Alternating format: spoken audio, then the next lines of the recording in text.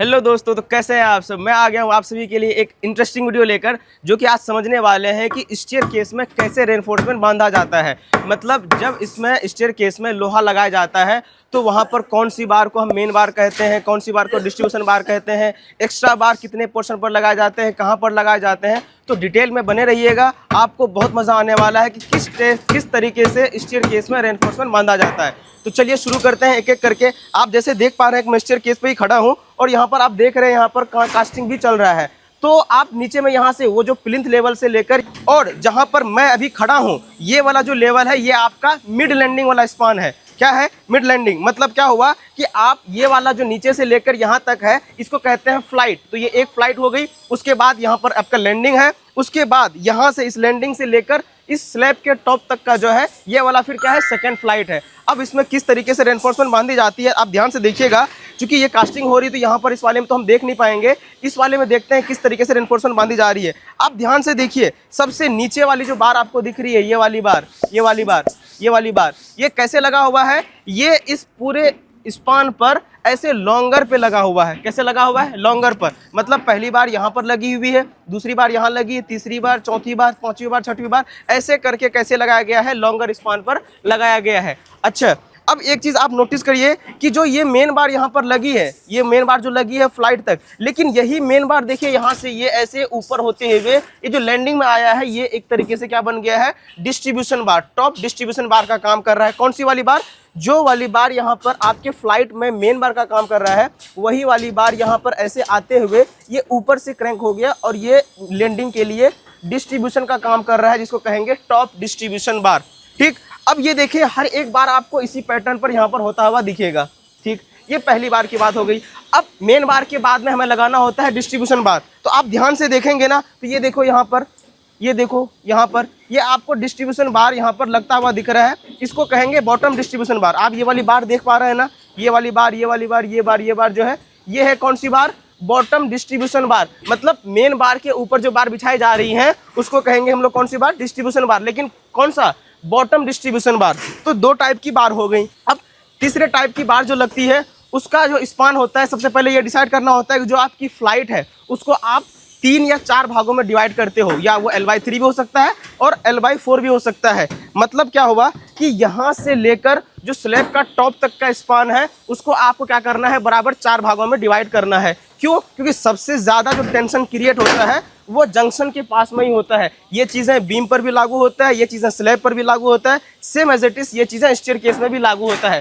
तो जहाँ पर टेंशन क्रिएट होता है सबसे ज़्यादा रेनफोर्समेंट वहीं डाली जाती है। तो आपने सबसे पहले मेन बार और डिस्ट्रीब्यूशन बार डाल दिया, उसके बाद आपको एक्स्ट्रा बार प्रोवाइड करनी है। तो ध्यान से देखिए, ये जो आपका स्पान है, पूरा स्पान में से यहाँ से लेकर सिर्फ यहाँ L/4 तक में ये बार लगाई जा रही हैं। तो देखिए ध्यान से, ये इसको कहते हैं बॉटम, ये इसको क्या कहेंगे? बॉटम एक्स्ट्रा बार। अब ये देखिए बॉटम एक्स्ट्रा बार जो L/4 में लगाई जा रही है, ये कैसे आ रहा है? यहाँ से चलना शुरू हुआ है, ये ऐसे आया, ऐसे आया, और ये देखिए नीचे की तरफ क्रैंक हो गया है। अब नीचे क्रैंक होकर जो लैंडिंग की तरफ बार जा रही है वो उसका क्या बन गया है? बॉटम डिस्ट्रीब्यूशन बार। पहला जो मेन बार था वो मेन बार ऊपर आकर जैसे लैंडिंग पे आता था तो वो टॉप डिस्ट्रीब्यूशन बार बन जाता था। लेकिन जो आपका ये बॉटम डिस्ट्रीब्यूशन, बॉटम एक्स्ट्रा बार है, ये बॉटम एक्स्ट्रा बार यहाँ से नीचे से क्रैंक होकर क्या बन जा रहा है? बॉटम डिस्ट्रीब्यूशन बार बन जा रहा है। किसके लिए? लैंडिंग के लिए। तो आप एक चीज़ ध्यान नोटिस करो कि जो ये ऊपर से बार आ रही थी नीचे चली गई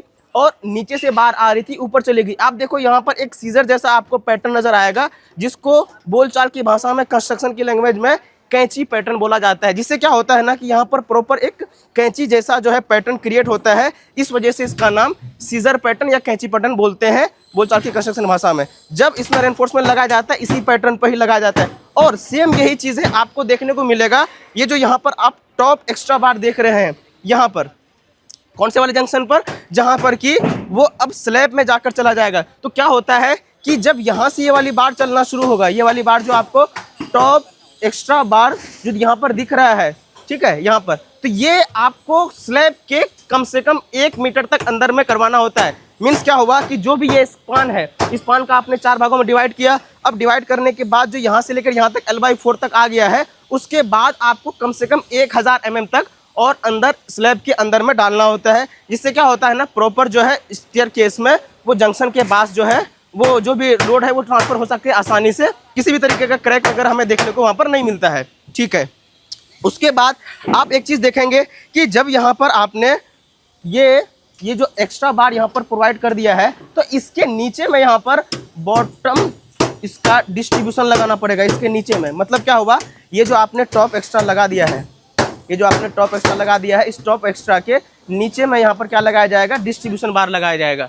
ठीक है, तो इस तरीके से टोटल जो है 4 प्रकार के बार लगते हैं आपके फ्लाइट में। सबसे पहली बार ये वाली मेन बार, किसके अलोंग, लॉन्गर के अलोंग। उसके बाद क्या लगेगा, ये बॉटम डिस्ट्रीब्यूशन बार, ये सेकंड क्या हो जाएगा, बॉटम डिस्ट्रीब्यूशन बार। तीसरी बार कौन सी हो जाएगी, आप ये देख पा रहे हैं, ये है आपका एक्स्ट्रा बार, बॉटम एक्स्ट्रा बार, ऊपर में है टॉप एक्स्ट्रा बार। ठीक, उसके बाद अब देखेंगे उसके नीचे में कौन सी बार लगी हुई है, डिस्ट्रीब्यूशन बार। तो ये है bottom distribution bar, same as it is यहाँ पर आप देखेंगे, ये आपको नजर आएगा यहाँ पर, ये है टॉप डिस्ट्रीब्यूशन बार।